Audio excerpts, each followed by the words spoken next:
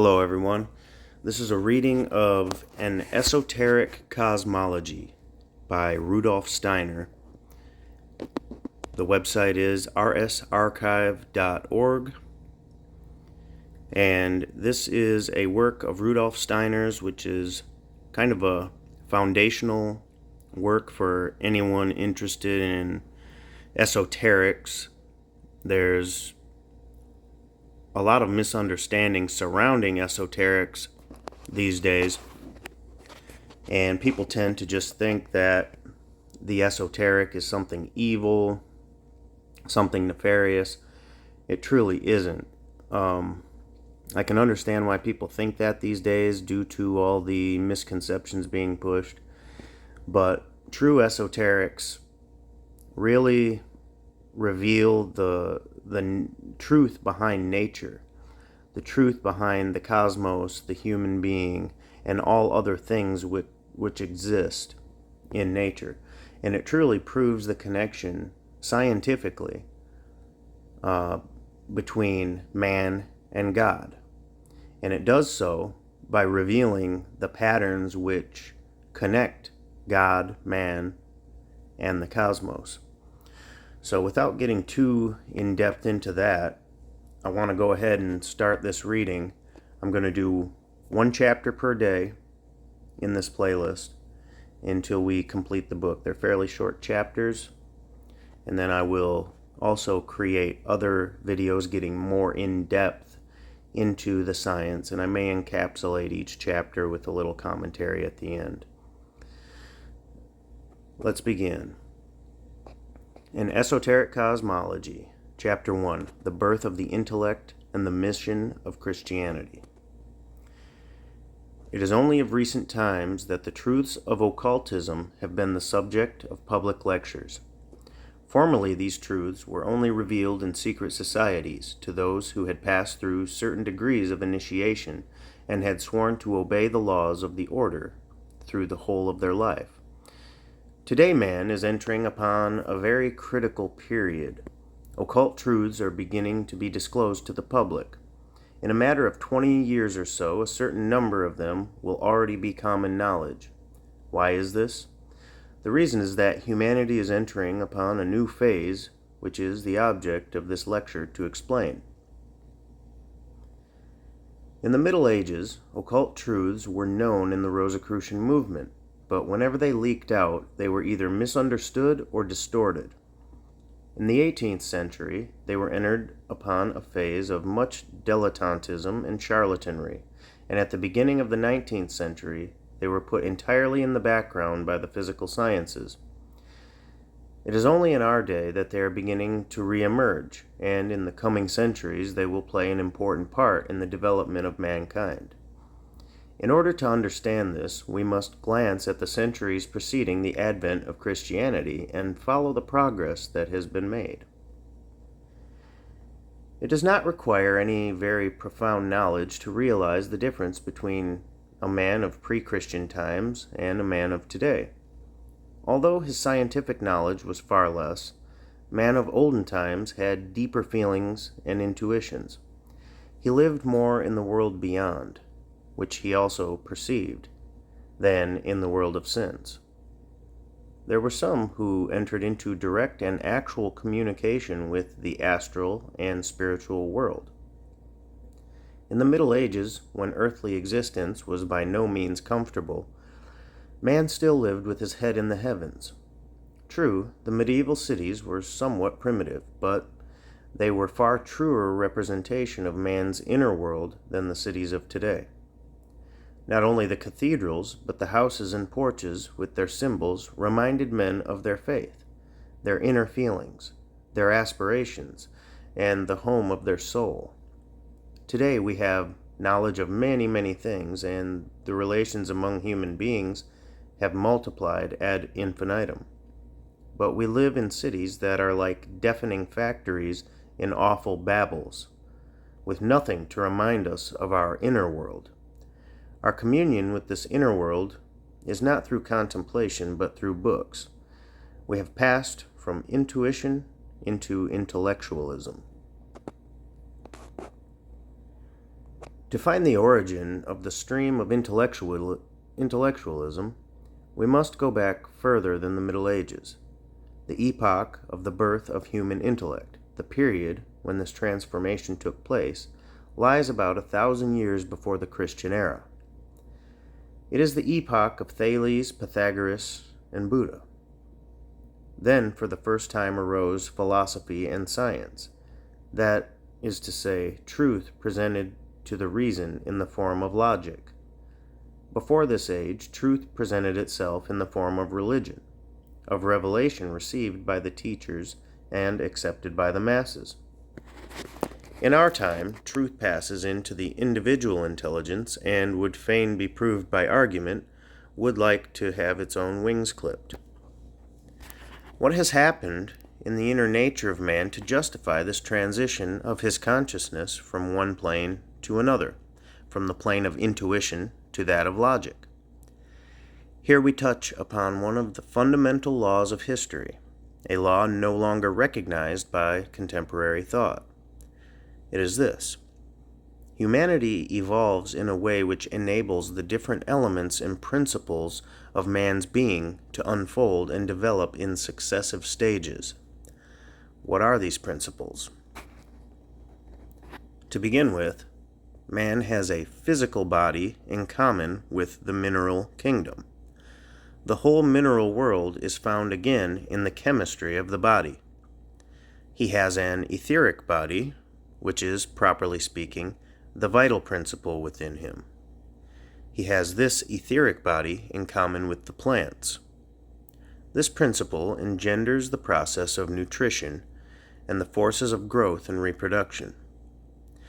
Man has also an astral body, in which feelings and sentiments, the power of enjoyment and of suffering, are enkindled. He has the astral body in common with the animals. Finally, there is a principle in man which cannot be spoken of as a body. It is his innermost essence, distinguishing him from all other entities, plant, mineral, and animal. It is the self, the soul, the divine spark. The Hindus spoke of it as manas, the Rosicrucians as the inexpressible. A body, in effect, is only part and parcel of another body, but the self, the I of man, exists in and by itself alone. I am I. This principle is addressed by others as thou or you. It cannot be confused with anything else in the universe. By virtue of this inexpressible, incommunicable self, man rises above all created things Man rises above all created things of the earth, above the animals, indeed, above all creation. And only through this principle can he commune with the infinite self, with God. That is why, at certain definite times, the officiating hierophant in the ancient Hebrew sanctuaries said to the high priest, Shem Ham Phores, which means, "What is his name, the name of God? He, Vo, He," or, in one word, Jev or Joph, meaning God, nature, man, or again, the inexpressible I of man, which is both human and divine. These principles of man's being were laid down in remote ages of his vast evolutionary cycle, but they only unfold slowly, one by one. The special mission of the period, which began about 1,000 years before the Christian era, has been to develop the human ego in the intellectual sense. But above the intellectual plane, there is the plane of spirit. It is the world of spirit to which man will attain in the centuries to come, and to which he will be wending his way from now onwards. The germs of this future development have been cast into the world by the Christ and by true Christianity. Before speaking of this world of spirit, we must understand one of the forces by means of which humanity en masse passed from the astral to the intellectual plane. It was by virtue of a new kind of marriage. In olden times, Marriages were made in the bosom of the same tribe, or the same clan, which was only an extension of the family. Sometimes, indeed, brothers and sisters married. Later on, men sought their wives outside of the clan, the tribe, the civic community. The beloved became the stranger, the unknown. Love, which in days of yore had been merely a natural and social function, became personal desire, and marriage a matter of free choice. This is indicated in certain Greek myths, like that of the rape of Helen, and again in the Scandinavian and Germanic myths of Sigurd and Gudrun. Love becomes an adventure, woman a conquest from afar. This change from patriarchal marriage to free marriage corresponds to the new developments of man's intellectual faculties of the ego. There is a temporary eclipse of the astral faculties of vision and the power of reading directly in the astral and spiritual world, faculties which are included in ordinary speech under the name of inspiration. Let us now turn to Christianity. The brotherhood of man and the cult of the one God are certainly features of it, but they only represent the external, social aspect, not the inner, spiritual reality. The new, mysterious, and transcendental element in Christianity is that it creates divine love, the power which transforms man from within, the leaven by which the whole world is raised.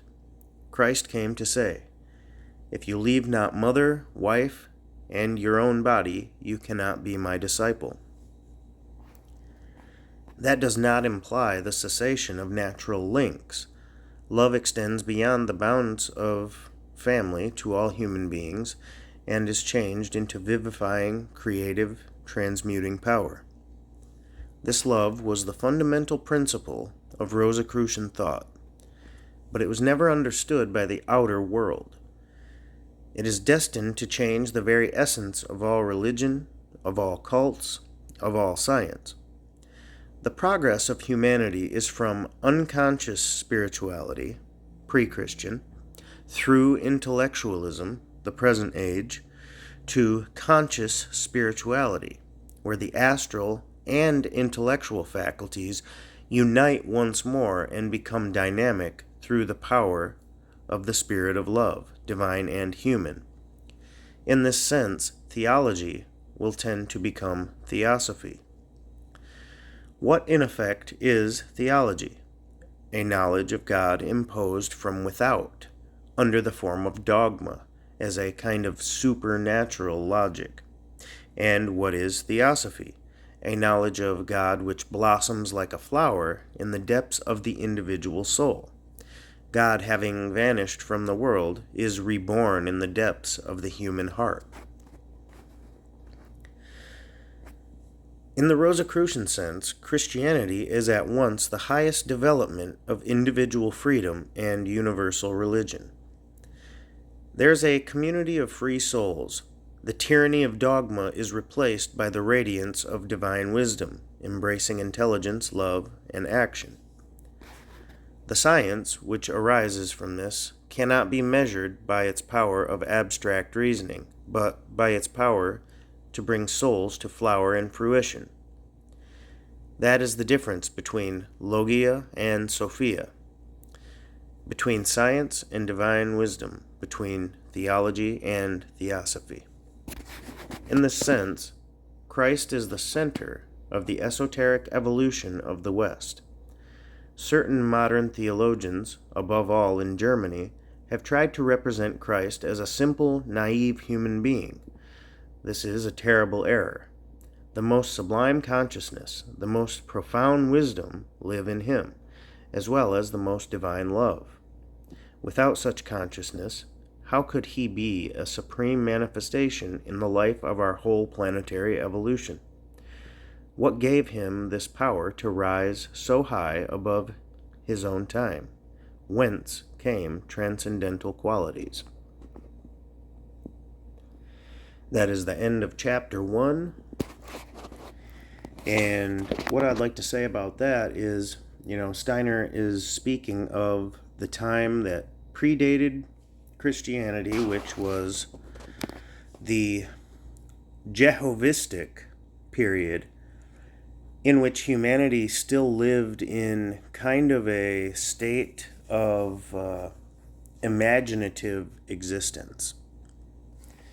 And our consciousness was still kind of almost in a dream-like state, in a sense, where we associated much more with the tribe. It was a more tribal mentality. You were one of the group. It wasn't till the advent of the fall, which is symbolized by the snake in the Garden of Eden, in which man gained a sense of I am, the I am self-consciousness. Now, this whole allegory replays itself out multiple times throughout history.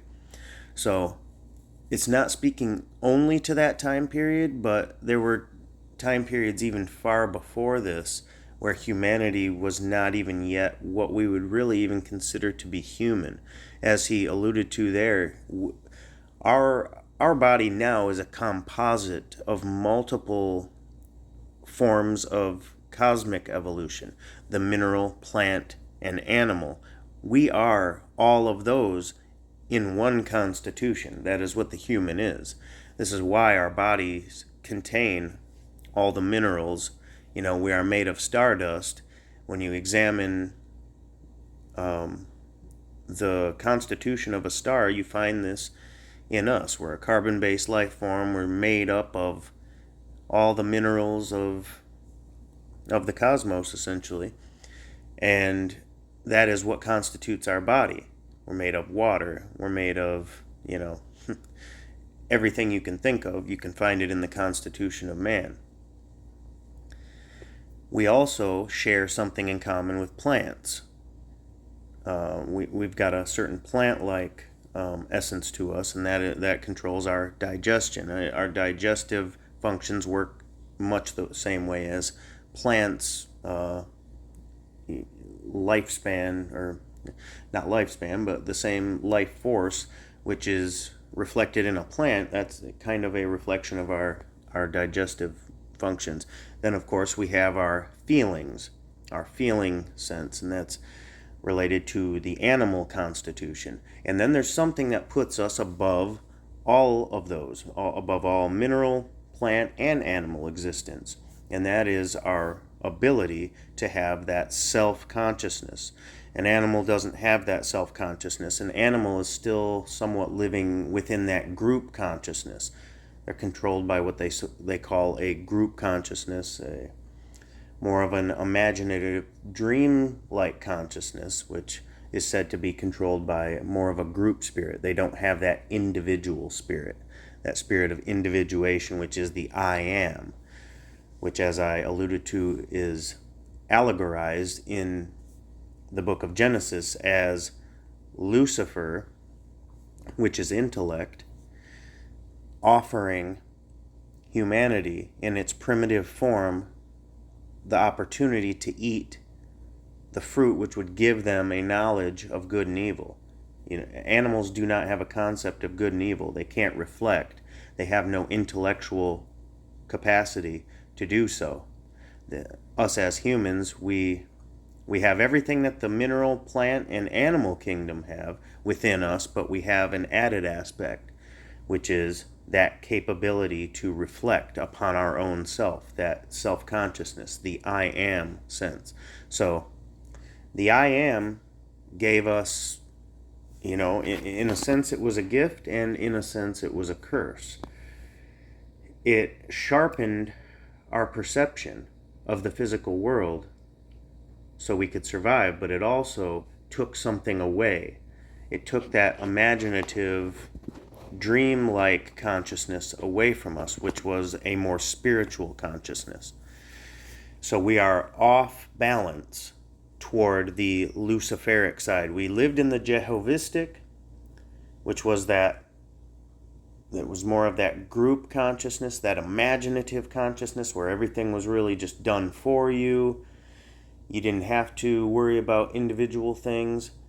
And then we gained self-consciousness through the intellect. And now that's that more individualistic mentality, like, okay, I'm going to take care of myself.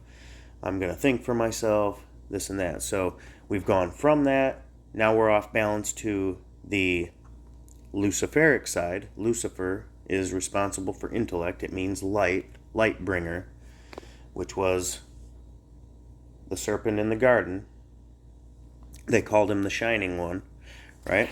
So Steiner's speaking to these two forces, the Jehovistic, or sometimes he calls it the Ahrimanic, and the Luciferic.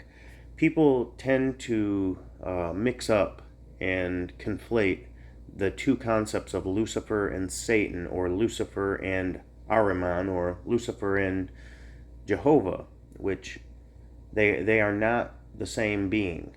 They're diametrically opposed to one another.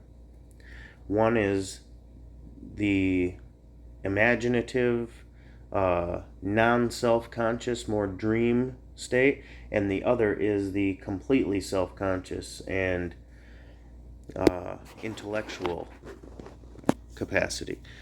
And the Christ is what balances those two forces.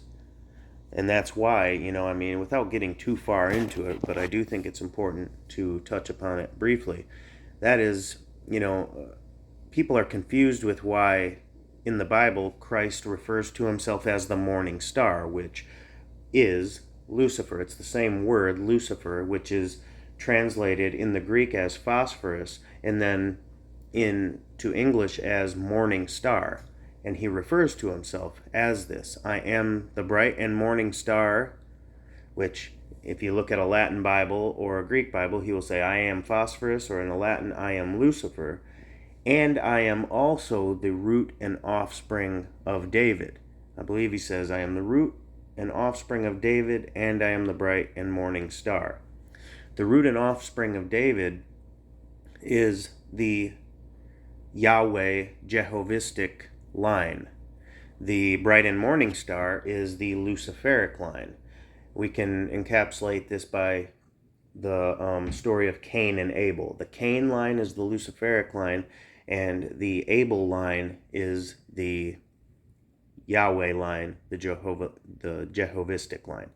The more imaginative group spirit versus the more intellectual and individual spirit. And the Christ is the balancing of both of those, and that's why he says he is both. He is both a priest and a king. So, very important to understand that. Once you really get into studying these esoteric concepts, the Bible will really open itself up to you, and you'll understand much more of what is being spoken about.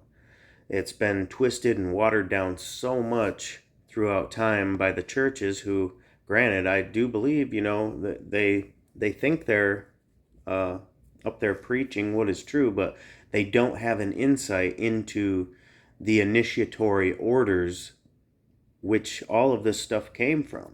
So you kind of have to have an understanding of the esoteric tradition and the alchemical, Rosicrucian, Masonic, Osirian, mysteries of Osiris, the Greek mysteries of Eleusis, the Samothracian mysteries. All these mystery schools kind of told the same thing, or at least pieces of the same thing. And without really having an understanding of these initiatory orders, it's nearly impossible to make sense of the Bible and related scripture. It truly is esoteric writing, and it's nothing evil. It's really the most uplifting understanding that you can gain. It really gives you insight into the true realities of what's in the Bible and all this other sacred scripture. So I'm going to end it there. Thank you for listening. If you made it through all the way to the end, I do thank you. And we will get going on the next chapter in the next video. Thanks again. We'll talk to you later.